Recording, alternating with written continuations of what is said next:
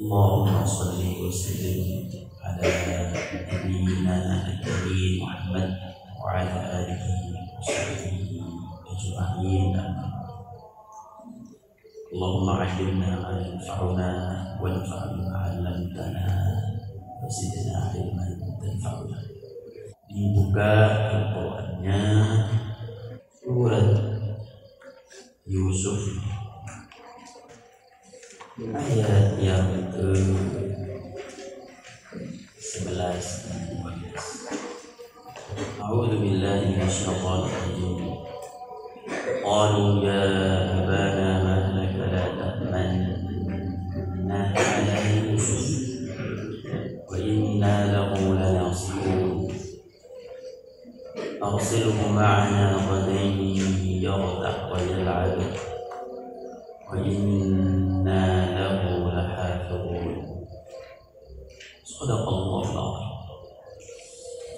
Anak-anakku sekalian, pertama yang ingin Ustaz sampaikan adalah tentang sebuah makna, sebuah kebaikan.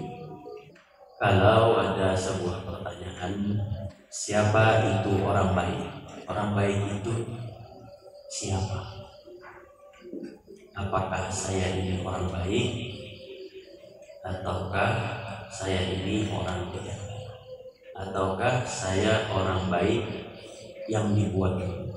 Jadi saya ini orang baik betulan atau orang baik topeng? Jadi saya ini sebenarnya baik atau tidak baik? Nah, itu definisinya bagaimana? Saya ini orang baik atau tidak? Apakah orang baik itu yang sholat? Apakah orang baik itu yang baca Quran? Habis baca Quran ditanya, kamu mau lanjut ke di pondok? Mau, tapi hatinya bilang tidak mau. Habis baca Quran, habis nuntut ilmu di kelas, nuntut ilmu pahalanya besar. Seperti orang berjihad fisabilillah, man kharaja min bait, man kharaja fi talabil ilmi fa huwa fi sabilillah. Antum kan kalian fi sabilillah hatta yarja. Jadi dia habis majelis ilmu, kemudian ditanya sama gurunya, kamu betah dari pondok? Betah Ustaz. Padahal hatinya bilang saya tak betah. definisi orang baik itu yang bagaimana definisi? Siapa orang baik? Jadi kamu jangan salah memaknai kata baik kalau kamu sendiri tidak tahu makna baik. Nanti dengan definisi ini kamu bisa mengukur saya ini orang baik atau tidak ya Ustaz. Kan gitu. Kalau kamu bisa mengatakan saya insya Allah baik, udah kamu surga. Kamu dapat surga walaupun sholatmu cuman yang wajib-wajib saja. Karena nanti hadisnya begitu. Ada orang yang sholatnya Masya Allah panjang, yang infaknya banyak, yang tilawah Qur'annya banyak, bahkan puasa. Tapi ada sesuatu ternyata kata Rasulullah SAW salah, itu bukan kebaikan. Jadi ya orang baik itu yang kayak gimana? Orang baik adalah orang yang hatinya bersih dan hatinya jujur. Itu orang baik. Rasul Shallallahu Alaihi Wasallam. Jadi orang baik adalah siapa tadi? Hatinya jujur dan bersih. Ketika seseorang melakukan sesuatu dengan hati, maka dia melakukan sesuatu mudah dan dia melakukan sesuatu ikhlas tanpa beban. Kalau dia melakukan sesuatu dengan hati, dan kalau dia melakukan sesuatu dengan hati, baru Allah kasih pahala di situ. Baru Allah kasih pahala di situ. Tapi kalau dia melakukan sesuatu tidak pakai hati, ngedumel, itu gak dapat pahala. Contoh sekarang syuruk ya, contoh. Dan tahajud tadi kan kalian tadi. Misalkan ya contoh, ada santri yang ketika datang ke masjid ini tadi datang ke masjid, dalam hatinya ya elah, tadi masih ngantuk udah dibangunin. Nah akhirnya dia ke masjid, dia sholat. Pertanyaan Ustaz, orang yang seperti ini ketika sholat pakai hati atau tidak? Karena dari awal bangunnya itu udah begitu. Kemudian dia sholat capek lah dia sholat. Namanya sholat kan capek, yang gerak, melawan ngantuk dan seterusnya.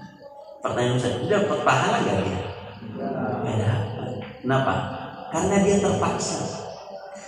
Karena dia nggak pakai hati dia. Makanya Rasulullah SAW dalam hadisnya mengatakan, Innallaha la yanzuru ila suwarikum. Allah tidak lihat kepada sholat ente. Allah tidak melihat kepada ustaz duduk di sini ngasih ceramah. Ya, malaikat mencatat. Karena malaikat la ya'lamunal ghaib. Malaikat itu nggak tahu yang ghaib.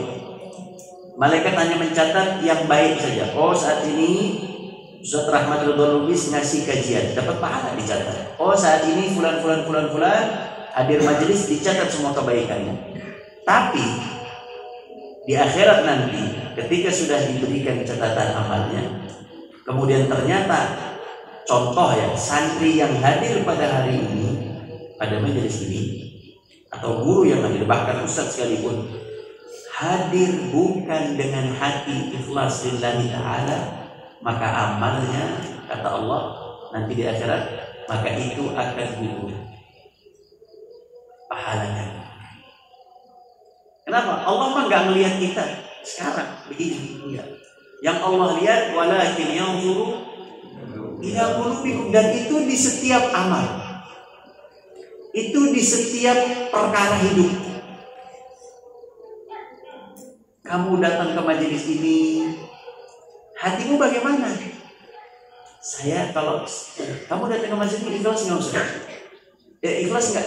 Nah, kata ustaznya, kata santrinya, Ikhlas Ustaz, ikhlas banget ikhlas. Padahal hatinya elah. Gak tahu orang mau tidur. Allah yanzur ila qulubikum wa ma yanzur ila suwarikum wa ila ajsamikum. Dia nggak lihat tuh bentuk ente gimana, rupa ente gini, nggak lihat. Mau ente wajahnya cantik bagus, nggak lihat. Nggak ada urusan buat Allah. Kenapa? Karena hati itu cerminan kejujuran di situ. Hati nggak mungkin bohong. Hati tidak mungkin bohong. Nggak mungkin bohong hati itu. Dan hati itu yang menentukan ini pahala atau tidak. Dan hati itu yang menentukan ini baik atau tidak. Dan hati itu yang menentukan, oh kamu ini memang orangnya baik. Ketika misalkan hujan nih hujan. Kemudian ada santri ngambil payung buat gurunya. Saya ngambil payung buat guru saya. Biar saya disayang sama guru saya, biar nilai saya tinggi, biar saya dianggap baik sama teman-teman. Dia ambil payung, ada gurunya. Anak temenin. Nggak dapat pahala. Walaupun seakan-akan dia baik, tapi dia dapat pahala. Apalagi yang niatnya begini nih, yang niatnya. Apalagi disuruh nih sama gurunya. Nah, tolong ini bawa kemana? Bawa ke kantor ya. Terus diambil. Wajahnya masih senyum, wajahnya senyum, hatinya mah enggak. Tolong bawa ke kantor. Kan minta tolong. Guru lagi yang minta tolong. Orang yang ngasih ilmu lagi yang minta tolong. Diambil barangnya. Tolong ya. Yes. Pas jalan. Ya elah, ada lagi. Ini nggak baik orang begini. Nggak baik. Ini bukan orang baik. Ini nggak dapat pahala. Sama santri ketika dia datang ke pondok, ya, datang di semester 2 gitu, itu 1 bulan di semester 2. Kemudian setiap yang dilakukannya adalah saya begini. Sebenarnya saya nggak mau di sini Ustaz. Kayak saya terpaksa. Sebenarnya saya begini Ustaz. Subhanallah, semua amalanmu tidak ada di sisi Allah. Hilang Ustaz. Bahkan walaupun kamu kelihatannya ngasih baik. Saya mau ngasih santri ini makanan, saya mau ngasih makanan. Tapi niatnya apa? Niatnya nanti awas ya. Ente saya kasih makanan, habis itu ente mau saya dorong, misalkan saya jatuhin kemana, ke comberan, atau dikasih ini makanan, tapi di dalam makanannya ada racun. Itu sama kayak siapa? Sama kayak saudaranya Nabi Yusuf. Coba lihat ayat. Saudaranya Nabi Yusuf itu datang ke siapa? Ke bapaknya Nabi Yakub. Omongannya mah baik, tapi hatinya busuk. Coba lihat. Qalu ya abana ma laka la ta'manna ala Yusuf wahai ayah kami, mengapa engkau tidak yakin dengan keamanan Yusuf? Kenapa nggak yakin? Wa inna lahu lanasihun. Wahai ayahku, ini kan kita banyak nih. Tenang aja, kita mau kebaikan kok buat Yusuf. Kita akan jagain Yusuf. Kan begitu kan? Di mana itu? Di lisan. Hatinya mah beda. Hatinya beda. Makanya orang yang ngomongnya beda, hatinya beda, lama-lama ketahuan. Percaya omongan Ustaz. Lama-lama ketahuan. Karena apa? Lama-lama hatinya nggak bisa dibohongi. Dia akan bergerak sesuai hatinya dengan berbagai cara. Makanya nanti di kisah Yusuf dia akan berbohong, dia akan berdusta, dia akan menutupi kebohongan. Betul tidak? Kenapa? Karena hatinya begitu. Terus baca ayat berikutnya. Awzilhu ma'ana awaday yawda' wa yal'aib. Bayangin, saudaranya Nabi Yusuf ingin Nabi Yusuf satu, aman, la ta'manna, aman. Dua, la nasihu, kami mau kebaikan pada diri Yusuf. Biarin aja dia ajak main sama kami kan abangnya, nggak ada masalah. Yang ketiga kebaikan yang ketiga, kami mau main-main sama dia, mau mempererat silaturahim. Yarda, mayalah, kami mau main. Kebaikan bukan? Baik. Abang main sama adik, baik tidak? Baik. Kok nggak baik? Ustaz silaturahim sama santri, baik tidak? Baik. Nah, ketiga kebaikan. Yarta' wa yal'an. Ada lagi yang keempat. Kebaikan apa yang keempat? Fa inna lahu la'ayun. Kebaikan keempat apa? Nanti saya jaga, tenang aja kamu mah. Ini orang yang diomongin beda, yang dalam hati beda. Pertanyaan besar, baik enggak? Secara hukum manusia dia disifati orang baik. Karena oh iya tenang aja, nanti sama saya aman, main sama saya, nanti saya jagain. Saya cuma mau kebaikan kok, saya nggak mau yang lain. Baik tidak? Kalau secara manusia, woi, kata bapaknya, oh ini orang baik. Taunya. Kalau Allah tahu nggak? Jadi manusia bisa dia adalin, Allah gak bisa. Makanya Allah taruh hati dalam manusia, karena itu barometer kejujuran. Dan Allah tahu dalam hati.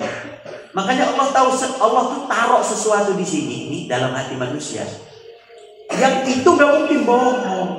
Maka zabal fuadu maro'a. Fuad itu gak mungkin bohong. Hati itu gak bisa bohong. Makanya Allah taruh tuh satu mesin istilahnya, yang ente ini mau ente ngomong apa, mau ente nulis apa, mau ente ngasih apa, tetap aja yang saya nilai itu tuh hati ente. Saya nggak nilai itu, nggak nilai omongan ente yang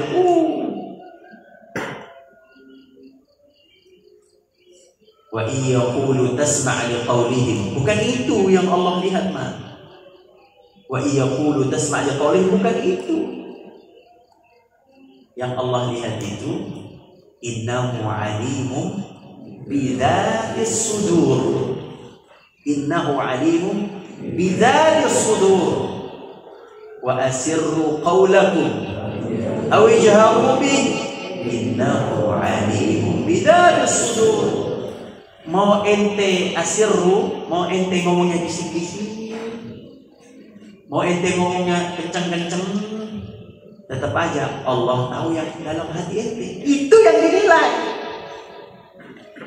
Makanya ada seorang sahabat Nabi. Nah, ini hadisnya bahaya benar hadis ini. Hati-hati ya sama hadis ini. Ada sahabat Nabi. Sahabat Nabi ini dia mengatakan ke Nabi, ya Nabi, ada seorang yang saya kenal, Masya Allah, sholatnya bagus, ibadahnya bagus, puasanya panjang, dan seterusnya. Kemudian Rasulullah SAW mengatakan, dia namanya Fulan, disebut namanya tuh. Rasulullah SAW, ana la'an, saya nggak tahu siapa dia. Kemudian wawasafnahu dalam hadis. Kemudian kata sahabat Nabi, kami mensifati orang itu, kami berikan sifat-sifatnya, ciri-cirinya. Rasulullah SAW tidak tahu. Kemudian datanglah orang tadi yang disifati. Kemudian kata sahabat, wahai Rasul, ini orangnya. Ini orangnya. Kemudian Rasul melihat. Kemudian orang itu masuk masjid. Kemudian Rasul Shallallahu Alaihi Wasallam datang ke majelis, masuk ke masjid, datang ke majelis. Kemudian Rasul Shallallahu Alaihi Wasallam berada di depan itu. Kemudian Rasul Shallallahu Alaihi Wasallam mengatakan kepada sahabat, bayangin, ini orang soleh, ini orang soleh, ya. Kemudian kata Rasul Shallallahu Alaihi Wasallam, wallah, demi Allah, fa inna lahu safa'atan minasyaitan fi wajhihi. Karena Rasul kalau melihat sesuatu itu pakai iman, pakai takwa, dalam lihatnya, bisa melihat orang, tahu ini orang mau kemana. Ustaz pun tahu, kamu pun tahu, kamu pun bisa juga melihat santri atau teman yang pikirannya ada di majelis, mana yang pikirannya nggak ada di majelis, itu kelihatan. Apalagi Rasul kalau melihat seseorang, kata Rasul, ini orang di wajahnya ada ciri-ciri syaitan. Sahabat kaget semua. Bagaimana bisa orang soleh segala macam taat ibadah kepada Allah segala macam.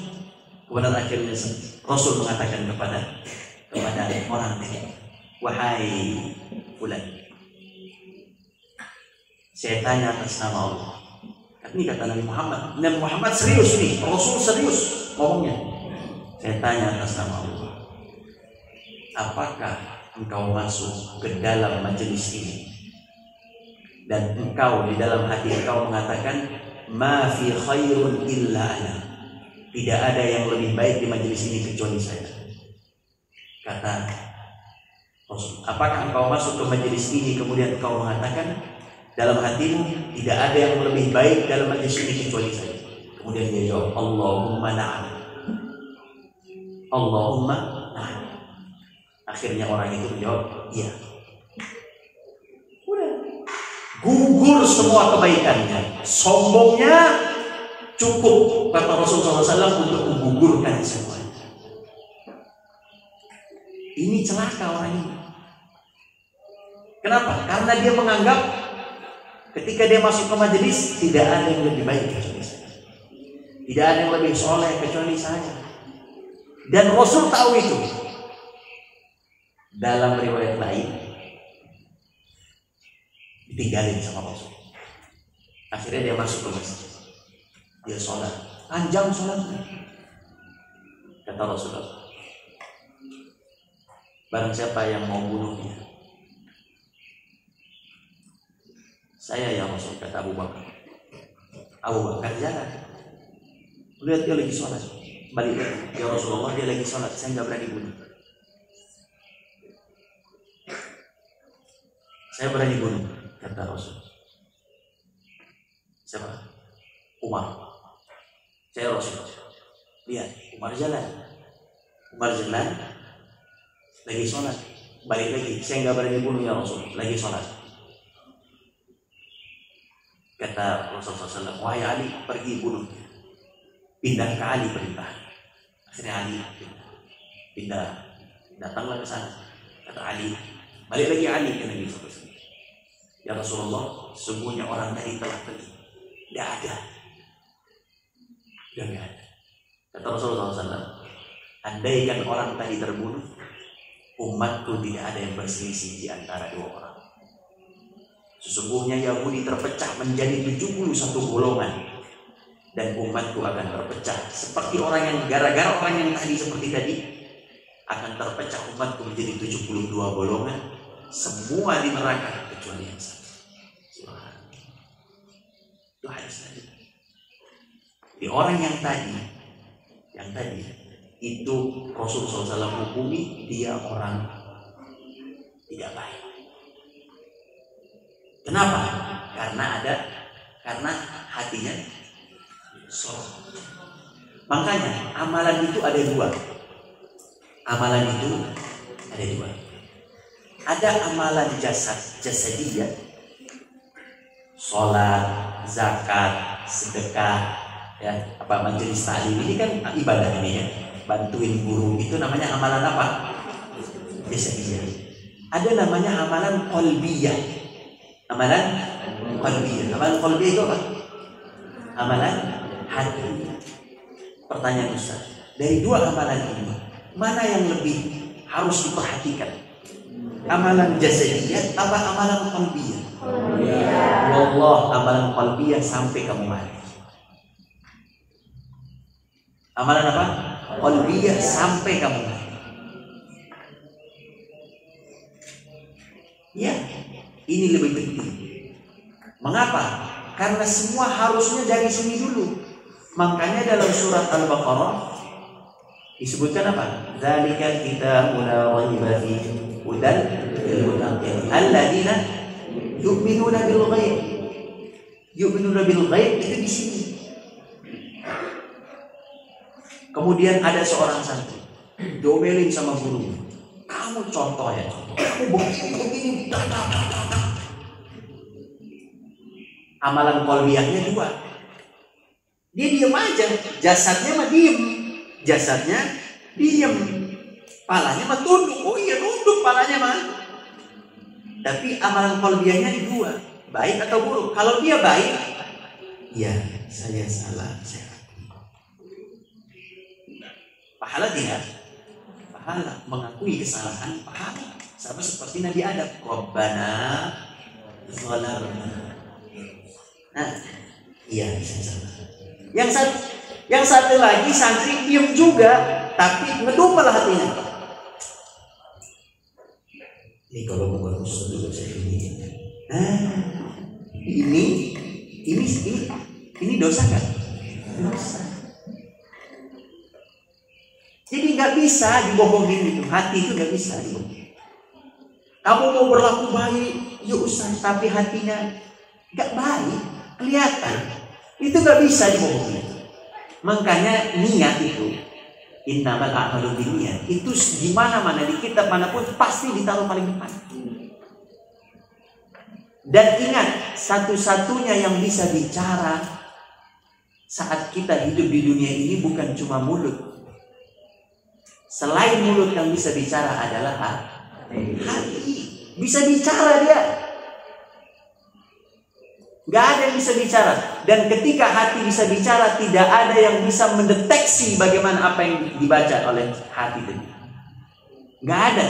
Mesin apapun tidak ada yang bisa mengetahui dalam hati sebulan-bulan.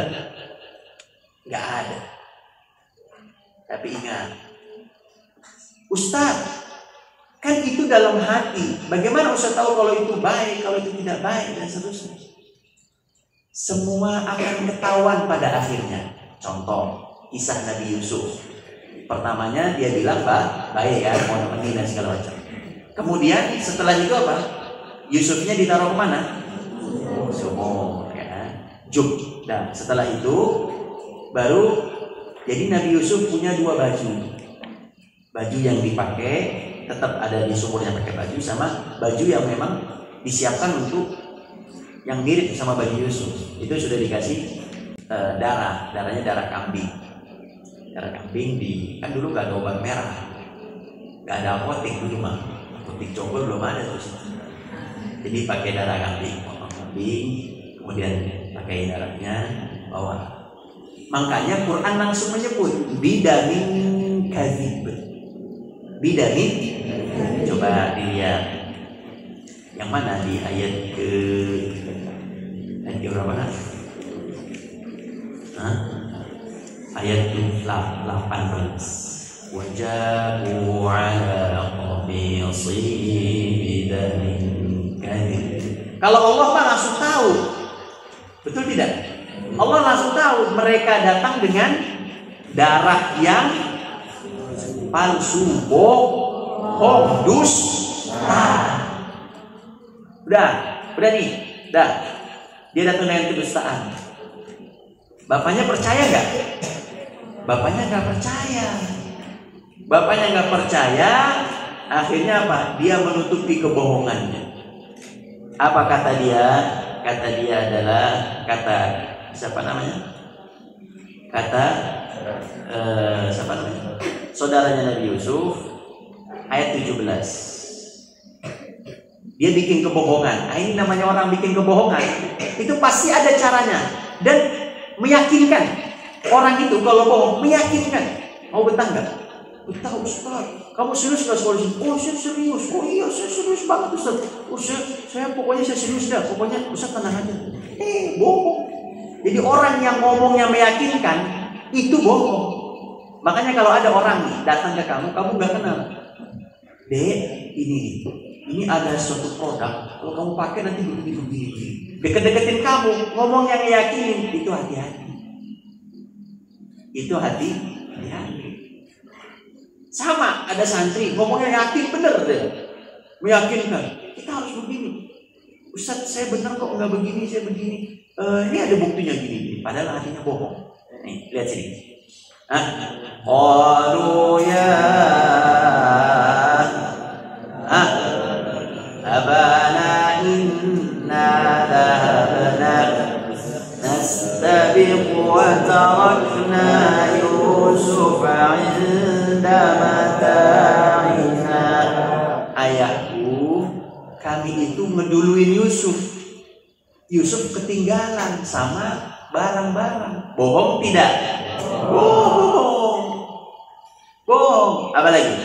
Fa'akalahu dzib. Bohong lagi. Yang keberapa nih? Kedua bohongnya. Ada nggak bohong ketiga? Ada. Baca berikutnya. Wa ma anta bimu'minin lana walau kunna shadiqin. Orang bohong selalu bilang jujur. Ente bohong nggak? Enggak usah, saya jujur. Emang begitu dari dulu. Ya kalau ada sekarang orang bohong ngomong, bener ente? Bener Ustaz, saya jujur. Bener Ustaz, saya jujur. Itu dari dulu. Ente terlambat. Ente tuh masuk kelompoknya saudara Nabi Yusuf. Itu kan bilang gitu. Kata saudaranya Nabi Yusuf, wahai ayahku, engkau tidak akan percaya walaupun kami walaupun kami jujur. Yang jujur yang mana? Jujur yang mana? Wahai mulut yang palsu. Mana yang jujur? Astagfirullah. Nah ya, mulai saat ini tolong hatinya diperbaiki, dibersihkan. Jangan bohong lah, udah. Jangan bohong sama hati. Dan jangan kelamaan main-main sama hati. Bohong-bohongin orang, bohong-bohongin orang tua. Bilang sama guru betah padahal nggak betah. Bilang sama guru mau serius padahal nggak serius. Bilang sama orang, ente cinta nggak sama Yesus? Saya mah cinta. Mau ente ngomong, saya mah tetap cinta. Bohong. Ente benci nggak sama Yesus? Saya nggak benci. Bohong ente. Jangan pernah main-main. Kenapa? Ingat ya, ingat kalimat. Semua orang yang pada hatinya tidak ada kejujuran dan kebersihan hati. Kan itu tadi kan, orang baik tadi kan, itu kan tadi kan. Semua orang yang tidak ada kejujuran dalam hati dan tidak bersih hatinya, maka dia akan Allah rendahkan serendah-rendahnya. Dan dia akan Allah tampakkan ke muka bumi dengan hatinya yang kotor. Sebaliknya, serendah-rendahnya orang ketika dia punya niat baik, ketika dia punya niat yang tulus, jujur, Allah angkat derajat dia walaupun dia harus dihancurkan, dihilangkan jejaknya. Siapa kisahnya? Nabi Yusuf. Di mana ayatnya? Ayat ke-9, kalau tidak salah di ayat ke-9. Coba ayat 90. Berapa kan?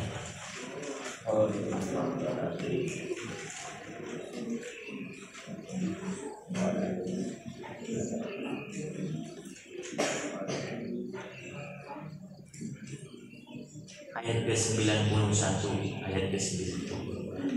Ingat, ini kaidah hidup. Ingat, ini kaidah hidup. Siapapun orang yang punya hatinya tidak tulus, tidak baik, tidak jernih, selalu dia ada hal-hal yang tidak baik dalam hatinya.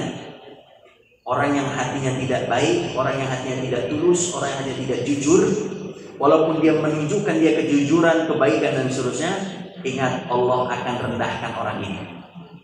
Sebaliknya, orang yang punya hati tulus, orang yang punya hatinya baik, bersih hatinya, niatnya baik, saya mau sekolah ini benar, Ustaz, saya mau hafal Quran, pasti dimudahkan.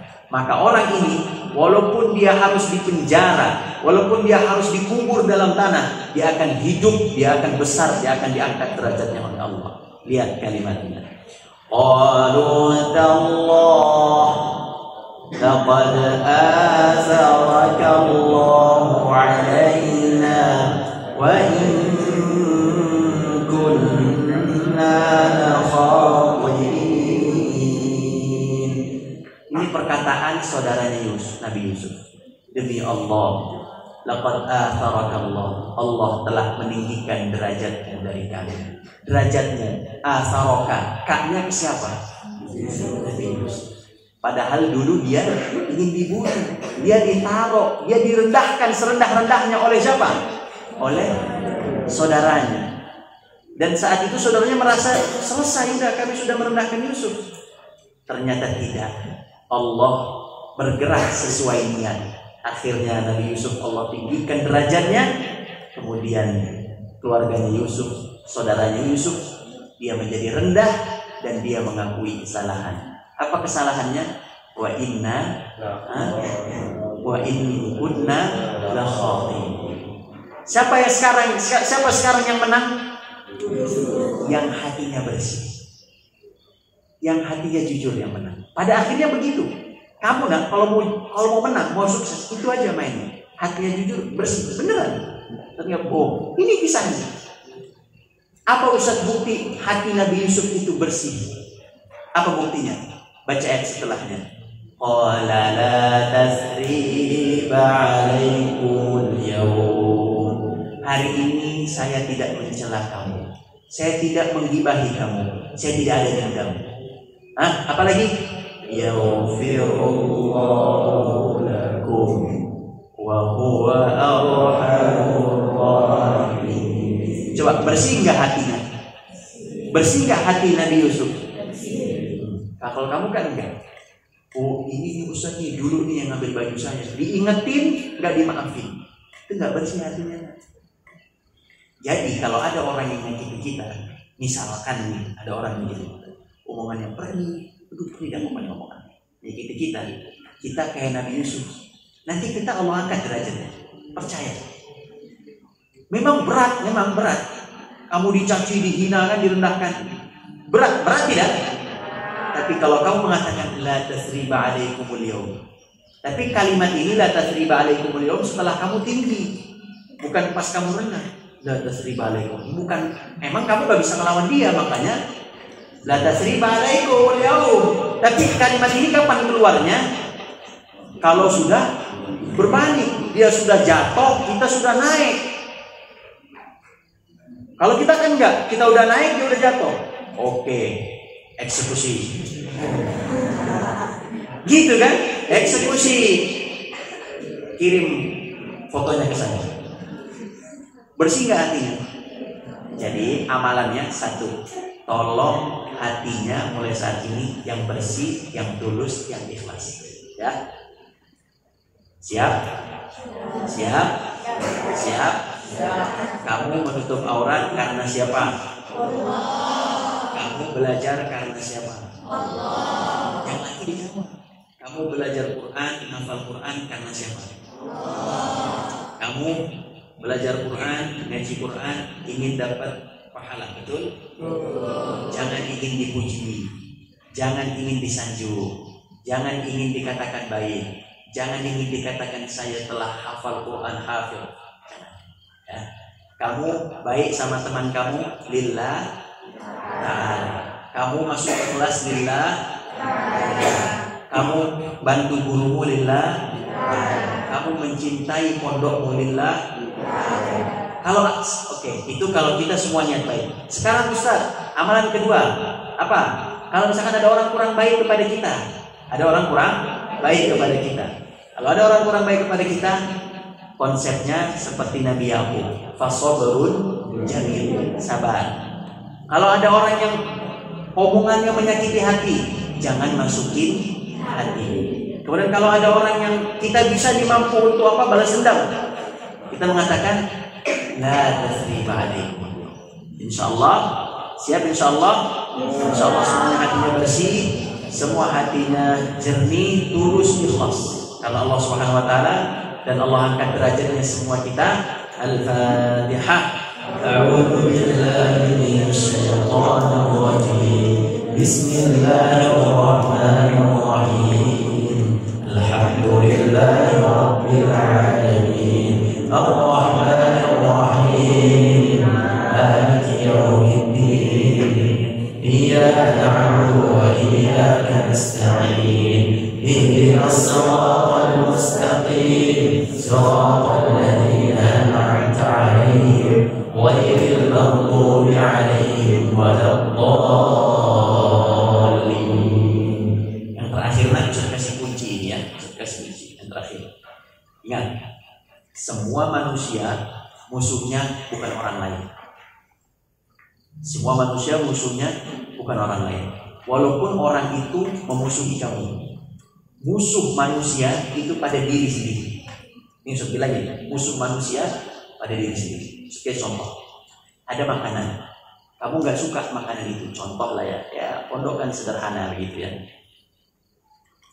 Kemudian dia bilang, enak nih, begini. Yang satu bilang, alhamdulillah ini rezeki saya, ada orang yang telah berjasa dengan makanan ini.